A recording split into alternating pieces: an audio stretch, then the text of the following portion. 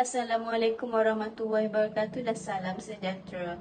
Hari ini kumpulan kami akan membentangkan mengenai tajuk pelaksanaan Indeks Perpaduan Nasional. Sebelum itu, nama saya Puteri Kairisa Nabila binti Roslan. Nombor media saya 2022977927. Baiklah, apakah itu Indeks Perpaduan Nasional?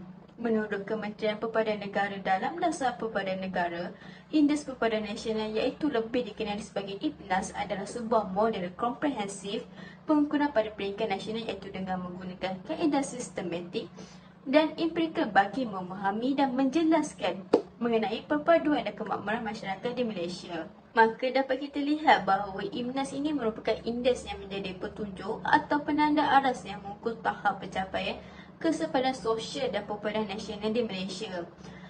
Indeks Perpaduan Nasional telah dibangunkan oleh Kementerian Perpaduan Negara iaitu KPM melalui dua jabatan. Jabatan pertama iaitu Institut Kajian dan Latihan Integrasi Nasional (IKLIN) dan jabatan kedua iaitu Jabatan Perpaduan Negara dan Integrasi Nasional (JPNN) menerusi kajian pembangunan perpaduan nasional. Bila IPNAS ini dibina? IPNAS ini dibina buat pertama kali ini selepas 50 tahun berlakunya tragedi 13 Mei 1969. Tujuan utama pembinaannya adalah untuk membuktikan tahap perpaduan serta keharmonian dalam hubungan masyarakat pelbagai kaum dan etnik di kalangan rakyat Malaysia. Itu sahaja daripada saya. Sekian, terima kasih. Seterusnya, saya Nurul Syikin. Saya akan mulakan dengan asas pertama iaitu asas masyarakat dari segi struktur, sejarah dan biografi. Di dalam sebuah negara multi-etnik, soal perpaduan nasional sangat dititikberatkan terutama sekali di peringkat akar umbi masyarakat supaya dapat mencapai cita-cita negara dalam menghidupkan suasana harmonis serta aman. Di samping itu, kepelbagaian ini juga mendorong negara ke arah mementingkan kesepaduan antara kaum yang pelbagai dan menegaskan konsep perpaduan dalam penyatuan ini. Konsep ini tidak melihat negara Malaysia sebagai satu negara yang didominasi oleh satu bangsa sahaja. Namun, Malaysia kini sedang membawa ke arah membentuk masyarakat Malaysia agar semua merasakan negara ini adalah milik semua bangsa tanpa meninggalkan sesiapa sekalipun. Pemimpin-pemimpin di Malaysia juga turut mengambil pelbagai inisiatif demi untuk menjaga keharmonian ini dengan memberikan hak-hak sepatutnya terhadap kesemua rakyat Malaysia dengan adil tanpa tertinggal sedikit pun.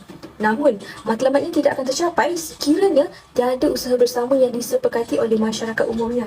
Hal ini haruslah bermula dengan pengukuhan struktur sosial yang baik, memahami sejarah dan mengambil iktibar tentangnya agar dapat membentuk geografi individu, keluarga dan komuniti dalam masyarakat pelbagai etnik. Dari segi jalinan struktur sosial, Malaysia telah mewujudkan program rukun tetangga pada tahun 1975 yang kini dikenali sebagai Kawasan Rukun Tetangga KRT. Fungsi utamanya adalah untuk mengawasi hubungan antara etnik dan menjamin keselamatan masyarakat di Malaysia. KRT meliputi pelbagai aspek kehidupan termasuk perpaduan, keselamatan, ekonomi, pendidikan, alam sekitar, kebajikan dan khidmat komuniti, kesihatan, kesenian dan kebudayaan, agama, rekreasi dan sosial. Sehingga hari ini, KRT masih kekal menjadi salah satu dasar yang penting dalam menjadi faktor utama jalinan struktur sosial agar dapat menjamin keharmonian masyarakat. Seterusnya, bagaimana sejarah telah memberi kesan kepada biografi masyarakat. Antara salah faham yang pernah terjadi menjadi sejarah hitam buat negara Malaysia adalah tragedi 13 Mei pada tahun 1969 yang mengakibatkan 156 nyawa diragut semasa kejadian berlaku kerana ketidakpuashati bangsa Melayu yang merasakan ketinggalan dalam bidang ekonomi. Peristiwa 13 Mei telah memberikan gambaran betapa rapuhnya persefahaman serta permuafakatan di antara kaum. Namun, masyarakat Malaysia juga kini mulai sedar akan kepentingan perpaduan ini dan bekerjasama dengan kerajaan dalam pelbagai inisiatif untuk membangunkan kesefahaman antara kaum agar peristiwa hitam ini tidak lagi berulang pada masa akan datang. Ia menjadi pendorong kepada semua bangsa untuk mulai muhasabah dan saling menghormati antara satu sama lain kerana masing-masing mempunyai hak mereka untuk dihormati dan seterusnya bersatu menjadi satu bangsa Malaysia. Daripada sejarah-sejarah yang pernah berlaku inilah telah menjadi titik tolak perpaduan dan keharmonian yang disemai pada seluruh rakyat Malaysia serta menjadi signifikasi negara ini dan menjadi keistimewaan yang kita perlu banggakan. Seterusnya, saya akan menerangkan secara ringkas tentang asas kedua, Indeks Perpaduan Nasional iaitu 3 teras utama yang merangkumi perpaduan, kesepaduan dan penyatupaduan. Yang pertama, perpaduan merupakan matlamat akhir sebuah negara yang berbilang etnik dan membawa maksud penyatuan yang dipamerkan sesebuah masyarakat atau kumpulan atau jiran. Ini merujuk kepada hubungan sosial yang mengaitkan manusia. Lazimnya, istilah ini digunakan dalam bidang sosiologi ataupun sains kemasyarakatan. Yang kedua, kesepaduan sosial adalah keadaan aman, stabil, makmur dan sejahtera tetapi mengakui masih terdapat perbezaan dalam bentuk defisit sosial yang wujud dalam sesebuah masyarakat. Yang ketiga, penyatu paduan ialah usaha berterusan pada peringkat lapisan masyarakat untuk menyelesaikan defisit sosial melalui siri tapak integrasi yang akan melibatkan proses tawar-menawar, perundingan dan mediasi. Atau terma bahasa Inggerisnya, bargaining, negotiation and mediation. Proses menyatu padukan ini memerlukan usaha yang berterusan oleh semua masyarakat untuk menyelesaikan defisit sosial berbahagikan tahapan integrasi yang disebutkan tadi. Assalamualaikum warahmatullahi wabarakatuh. Saya Afifa Azra akan menerangkan tentang asas ketiga bagi Indeks Perpaduan Nasional. Asas ketiga ini dipanggil sebagai defisit sosial. Defisit sosial ialah kekurangan di dalam konteks sosial di mana perkara-perkara tertangguh haruslah diselesaikan dalam mencapai aspek kesepaduan.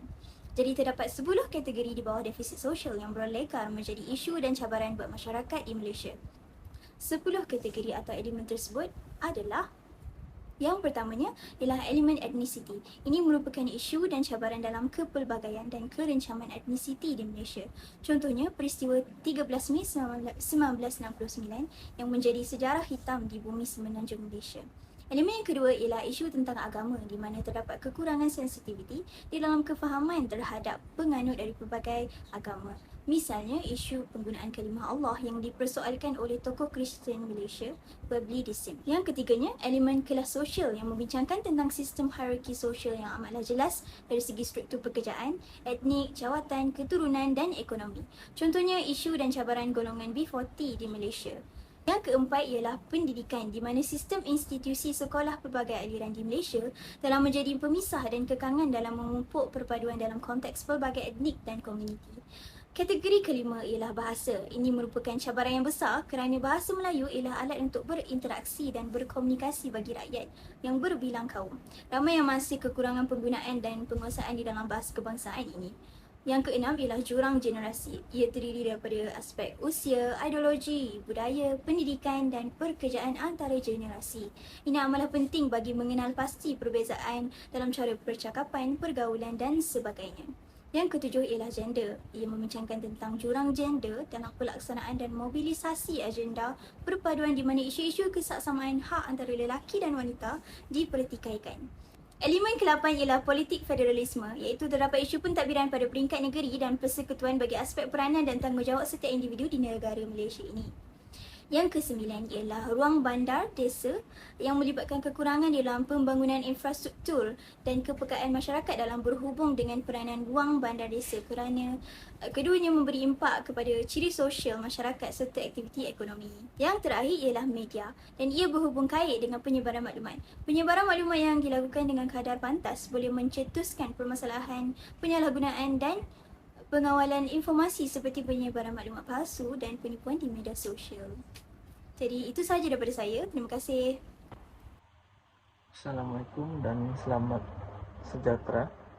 Nama saya Adib Aiman bin Adam. Nombor metrik saya 2022910089. Saya akan menerangkan tentang 7 konstruk IPNAS 2018. Terdapat 7 konstruk dalam Indeks Perpaduan Nasional IPNAS.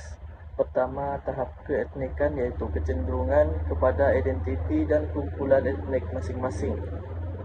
Yang kedua, batas etnik iaitu membuat pilihan nasional sebagai pendorong tingkah laku dalam hidup berbanding etnik.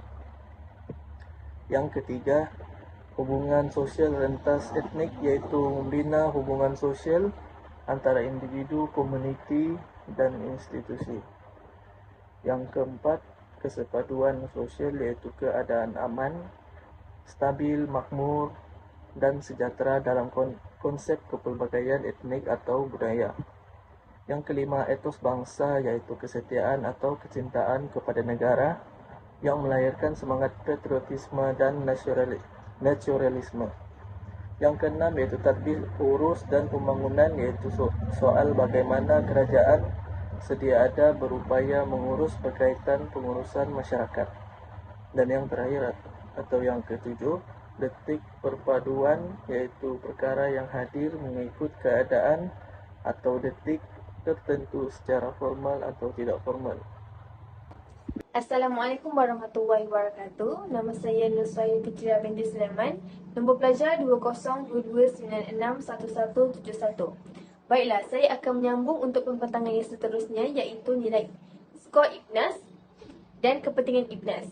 Jadi, sekitar tahun 2018, Kementerian Perpaduan Malaysia telah melaksanakan kajian Indeks Perpaduan Nasional iaitu IPNAS bagi mengukur tahap perpaduan di Malaysia. Nilai yang dihasilkan buat pertama kali ini ialah sebanyak 0.567. Nilai ini adalah nilai tertinggi berdasarkan kepada skala di antara 0 hingga 1 yang dijantakan oleh Cohen 1988 sebagai petunjuk yang sesuai bagi kajian sains tingkah laku manusia. Seterusnya, kedudukan nilai ini adalah yang besar, menunjukkan bahawa tahap perpaduan di Malaysia adalah dalam kedudukan yang baik. Pembangunan IPNAS adalah bertujuan untuk memantau tahap perpaduan dan keharmonian negara yang menggambarkan keadaan hubungan masyarakat pelbagai etnik di Malaysia. Indeks Perpaduan Nasional IPNAS merupakan sebuah model komprehensif pengukuran pada peringkat nasional, iaitu dengan menggunakan kaedah sistematik dan empirikal bagi memahami dan menjelaskan perpaduan dan kemakmuran masyarakat di Malaysia. Oleh itu, terdapat beberapa kepentingan yang dapat dilihat melalui penubuhan IPNAS ini. Yang pertama ialah menjadi penanda aras dalam mengukur tahap pencapaian perpaduan Malaysia. Dan yang kedua, mengukur tahap perpaduan masyarakat pelbagai etnik di Malaysia bagi melihat trend perubahan bersesuaian dengan isu semasa dan perubahan masyarakat. Assalamualaikum warahmatullahi wabarakatuh. Salam sejahtera dan salam UiTM di hatiku.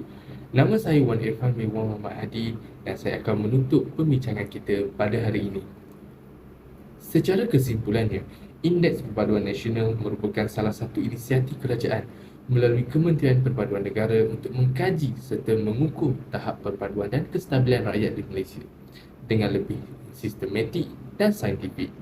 Umum sedia maklum bahawa Malaysia merupakan sebuah negara yang terdiri daripada 3 kaum utama, iaitu kaum Melayu, kaum Cina dan kaum India.